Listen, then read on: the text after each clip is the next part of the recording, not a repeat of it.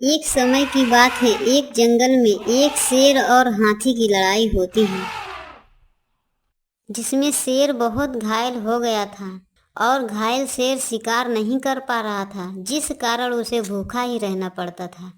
शेर का मंत्री एक चतुर गीदड़ था। शेर को शिकार न करने की वजह से गीदड़ भी भूखा रह जाता था। एक दिन महाराज, ऐसा ही चलता रहा तो हम भूख से तड़प तड़प के भगवान को प्यारे हो जाएंगे।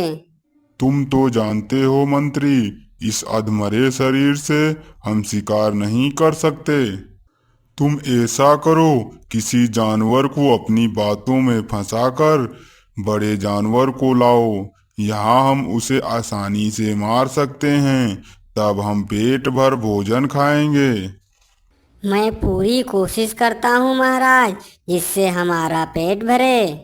गीदड़ वहां से जंगल में किसी जानवर की तलाश में निकल पड़ा। कुछ दूरी पर उसने एक गधा को देखा और उसके पास गया। कैसे हो गधे भाई, बहुत दिनों से दिख नहीं रहे थे। अरे इतने दुबले पतले कैसे हो गए हो? क्या कहूँ भाई, मेरा मालिक काम तो खूब कराता है, पर खाने को हमें बहुत कम ही देता है। अरे रे, हमें तुमको देखकर बहुत दुख हुआ। हमारे साथ जंगल क्यों नहीं चलते? हमारे महाराज बहुत दयालु हैं और दरबार में एक मंत्री का पद भी खाली है। तुम तो जंगल की रौनक बनोगे। सच, मैं तो रहा एक गांव का पालतू जानवर। मैं जंगल में सभी जानवरों के साथ कैसे रह पाऊंगा? तुम चिंता मत करो, हम हैं ना, सब मुझ पर छोड़ दो। बेचारा गधा गीदड़ की बातों में आकर जंगल में जाने को राजी हो गया। गीदड़ गधा को लेकर जंगल से सीधा शेर के पास ले गया। शेर को गधे को देखते ही मुंह में पानी आ गया। गधे को पास आने से पहले ही शेर ने छलांग लगा दी और निशाना चूक गया और गधा जान बचाकर वहां से भाग गया। शेर के बेवकूफ़ी के कारण एक अच्छा शिकार भाग गया और गीदड़ भी निराश हो गया और शेर को भी दुख हुआ। ये मेरी गलती है जिस कारण शिकार हाथ नहीं लगा। जाओ, तुम फिर से लाने की कोशिश करो। फिर गीदड़ गधे की खोज में जंगल में गया और गधे के पास फिर से गया। प्यारे दोस्त, तुम डर कर भाग क्यों गए? शेर महाराज तो बड़े खुश हुए थे तुम्हारा स्वागत करने के लिए, तुम्हारे साथ गले मिलना चाहते थे।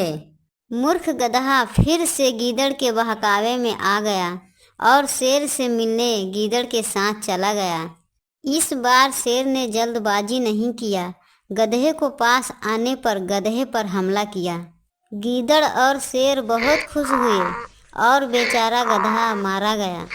शेर ने अभी गधे को खाना शुरू ही किया था कि गीदड़ बोला, महाराज, हमको पता है कि आप बहुत दिनों से भूखे हैं, पर खाने से पहले आपको स्नान कर लेना चाहिए। शेर को गीदड़ का यह सलाह अच्छा लगा। बहुत दिनों से उसने स्नान भी नहीं किया था।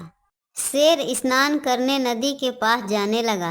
जैसे ही शेर वहां से चला गया, झट से गीदड़ ने गधे के दिमाग को खा लिया। शेर वापस आया। शेर ने गधे की दिमाग को ढूंढना शुरू किया।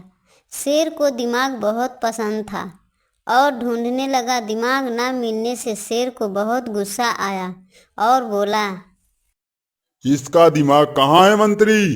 क्या तुमने तो नहीं खाया? नहीं नहीं महाराज, हम ऐसा अपराध कैसे कर सकते हैं? अरे आपको तो पता ही नहीं है कि गधे का दिमाग होता ही नहीं है।